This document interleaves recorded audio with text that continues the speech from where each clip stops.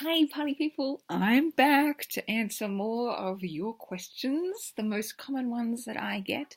And if you've got more questions, feel free to email them into support@leoniedawson.com and I'll answer them in an upcoming video. Yay! But, I'm just creating these lo-fi videos to connect again and say, hi, I'm back. Back from my glorious social media break that's lasted nearly a year. And I just felt that desire in me to start sharing again. So here I am. So the question I'm going to answer today is, how do I run 3 businesses at the same time? So the 3 businesses I run are the Shining Business Life Academy, which is kind of my full library of training resources. I've got about 3,000 members from around the world and I've been running that for 7 years or so. My Shining Year workbooks, which are yearly goals workbooks. You can get them on Amazon. And the third one is a doTERRA essential oils business where I help people learn how to use essential oils and I teach other people how to build abundant doTERRA essential oil businesses. So I also do this on top of homeschooling my 2 daughters at the moment. Just because I obviously don't like to be bored whatsoever. So how do I run 3 businesses at one time?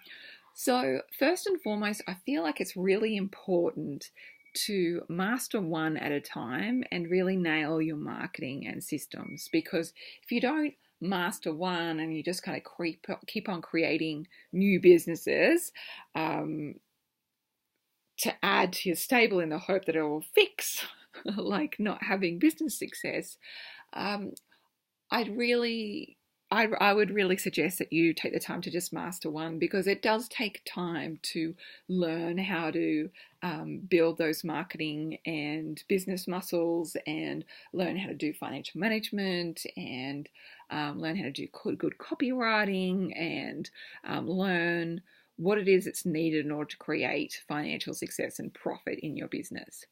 And then once you've kind of mastered one, then you can kind of extrapolate your skill set out into more businesses.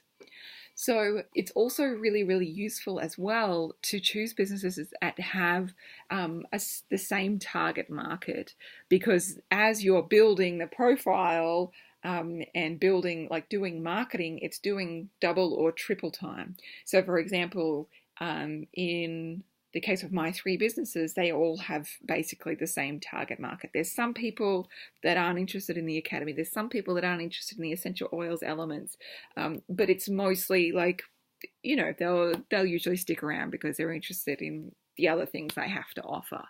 And so having that same target market really saves a whole lot of time and energy into rebuilding a whole new network and a whole new name and a whole other industry. So same target market is really useful. It's also useful to have something that has a different income structure. So for example, with my workbooks, that comes through as a big glut around November, December, January each year. With my academy, it's kind of spread all year long, but there's big peaks in March and September for me, because that's when I've always held kind of launch events for it traditionally over the years. So I've got a large number of members that renew at that point. It is a recurring membership. And then with doTERRA, it is basically kind of the whole, like it's consistent each month. And it's useful to layer into that recurring memberships or passive income. So the Academy has a recurring membership base, which is awesome. And it means that people automatically renew. Of course, they can totally cancel if they want to, but it helps to kind of create a more stable income base instead of like having to launch again and again and again and again in order to bring income in. doTERRA creates more passive income because I can be paid for the rest of my life from the work that I'm doing now, which is awesome. So it's useful to have the different income stream because it helps to kind of level out the peaks and troughs in business income.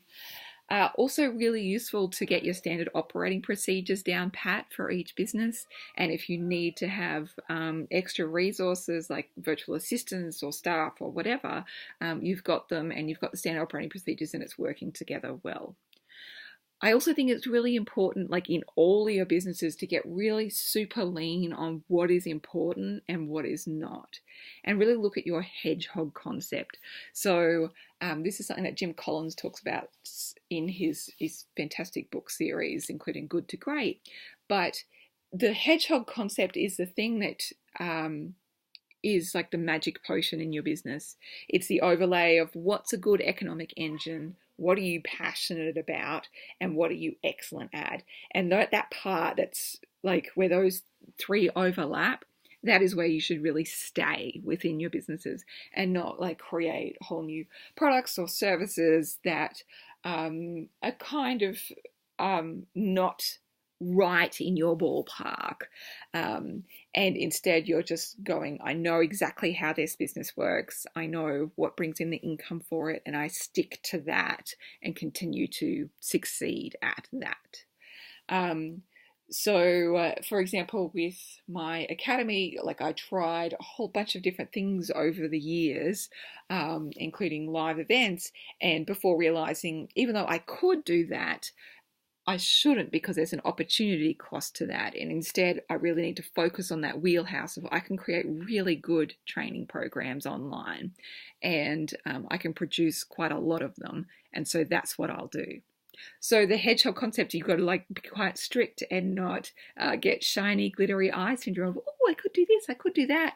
And instead working out exactly what works for the business and sticking to it. Of course, you may like experiment and try new things, but it's like continuing to add to that, what is the hedgehog concept of this business? It's also useful to have businesses where there might be seasons or times for each business where you focus more on them. So, for example, the workbooks, a lot of the energy for me is before they get released. So around September, October now is when I'm editing and getting them all ready for print again for the next year, and then creating kind of a marketing strategy for them to do for November, December, January. With doTERRA, it doesn't seem, it tends to be more end of month. So the last week of the month is where it's going to take, where shit is hitting the fan and needs my attention. That's where I kind of allocate that time. End of month, doTERRA. And even my husband's kind of picked up on it now. He said to me on Easter Sunday, hey, you're checking your phone a little bit. It must be end of month, right? And I'm like, that's right. Just making sure everything's ticked off so that all my people have great, abundant businesses. So it's useful to have that portion of it. And for the academy, I have monthly consistency in my tasks in terms of my coaching and creating the new monthly program for people. And so I know like my priorities each week and each month. So make sure you map out your year and your month of the major launches and activities for each one. So where you might need to focus more on in those parts, and where you can let your systemation, your standard operating procedures, and having a good automatic setup to be able to tend to your other businesses as much as possible. So systemation and automation and really thinking cleverly about that is really important. So, of course, if you haven't already, make sure you check out Tim Ferriss's The 4-Hour Workweek, because he'll go into that. Or if you're in the academy, I talk about it a lot as well.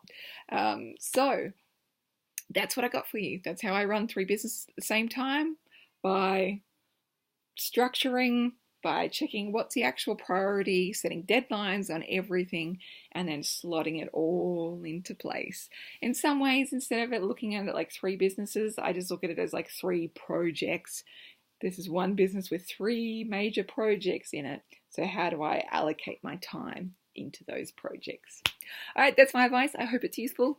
I'm sending you lots of love, and I hope you are having an incredible day. Bye!